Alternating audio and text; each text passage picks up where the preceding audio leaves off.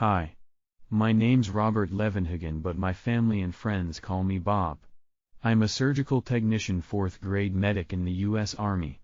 Here is part 3 of my military story, the Atlantic crossing. After training for 19 months, my unit's finally on the move. We left Camp Polk, Louisiana and arrived at Camp Kilmer, New Jersey on August 14, 1944. Camp Kilmer's a one-of-a-kind. Its only function is to serve as a temporary home for troops. We became one of the 20 infantry and armored divisions that staged through the post on our way to the European theater of operations. On Wednesday the 16th, I was lucky enough to get an 8-hour leave. It was short notice, but my girlfriend Mary Ann Kleist was able to get away and spend the evening with me. Mary Ann's a yeoman in the waves, stationed at the U.S. Naval Barracks in Washington, D.C. I was hoping to see her again before I left, but the Army had other ideas. I just had time to write her a short letter before we departed for the New York port of embarkation. August 17, 1944, 6:30 p.m. My dearest Mary Ann. It breaks my heart to write this letter, for I know that at this moment you are on your way to Baltimore and there's nothing I can do about it. You'll know what I mean by the time you receive this letter. When that will be, I don't know, and God only knows where I'll be at that time. Honey, it breaks me in little bits every time I think of you, so near and that I can't see you.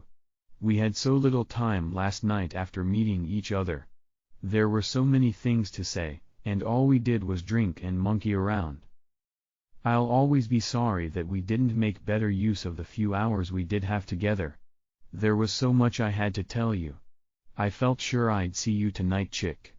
I doubted very much that anything would happen to keep us apart. If only I could have called you, and been able to see you on Tuesday night. Guess we can't do anything about it now though. Many of the fellows had made arrangements to see their girls, wives and families in New York tonight, but couldn't make it. At least we could be together for one night. Those poor guys are out of luck altogether. August 20, 1944. We left the New York harbor today on the Queen Mary. It's supposed to be the largest and fastest troop ship in the fleet. We've got over 9,000 men aboard. I heard fellows say it used to be a luxury liner. With all the guns on deck and rows of bunks below, that's pretty hard to imagine. They call it the Gray Ghost. We sleep in shifts and I look forward to the moments I get to spend on deck in the fresh sea air. The ship moves pretty fast. Every once in a while, we zig and zag a bit. No U-boat alarms yet. Not much to do though. It's hard to keep my mind off the unknown we're heading into.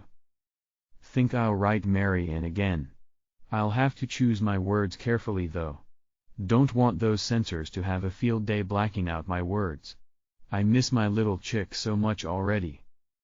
Hi honey. Don't know when this will be mailed, but thought I'd write a few things about our trip while they are still fresh in my mind. As usual, the censorship cramps my style, but will do my best on the things I can say. The ocean has been very calm this far, and I hope it continues so. I've seen Lake Michigan rougher many times, so I guess we're pretty lucky. Only a few of the men have been sick and thank God I haven't been one of them. Don't think I'd be a very good sailor in rough weather. The ship rolled a bit yesterday, and that gives me a very strange feeling. On the open deck it isn't so bad, but below deck, it seems my head gets very light. No cracks please. About the same as a slight drunk. You kinda feel like you're walking on air. We had mail passed out the first day at sea, and I received a couple of letters from you, and your card from Atlantic City. Also Peg's card. Say hi to her for me. Sure was swell to receive them. All the boys felt better after that. None were feeling so hot after leaving the good old USA. I imagine that feeling will increase until we return.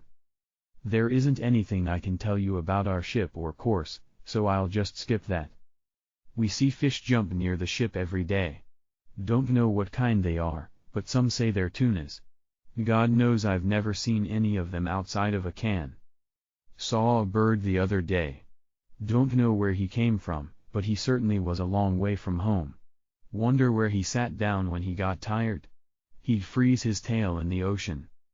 There just isn't enough room on these pages. We carried all our clothing and equipment since we left camp. Since being on the boat, we've had life preservers on at all times as a safety precaution. I'll miss running around without something on my back when we leave here. But I'm sure my pack will make up for it, and then some. I've heard the American soldier is the best clothed and equipped in the world. But I wish they wouldn't have to carry everything. Well honey, I think I'll sign off for now. Hope you can read this. Am not used to writing on this kind of stationery.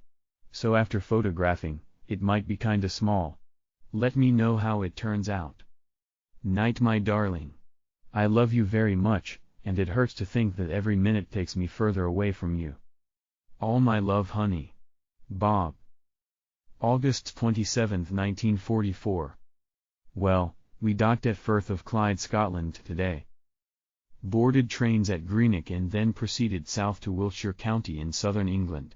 It was a long train ride. Fortunately, I had a window seat most of the way. Watching the countryside roll by was a welcome change from being below deck on the ship. It was quite late by the time we finally arrived at Tidworth Barracks. It didn't take too long though to find our bunks. Our merry little group of 10,000 has grown pretty efficient at moving in and out of places. Just enough time left to write to Marian before I fall off to sleep. Monday, August 28th. Evening darling. We've finally arrived, and in merry old England no less. Am very tired tonight. So I won't write much. We'll sit down tomorrow though, and write a long letter telling what I can about our trip. From what I've seen, the country is pretty nice. Green fields and quaint towns are everywhere. You'd never think that the war could be so close. I'm going to try and find out where Johnny is the first chance I get, and see if we can't get together in some way. It's been 2 years since the last time we've been together. I think of you now more than ever my darling. Didn't think that was possible, but I'm convinced now.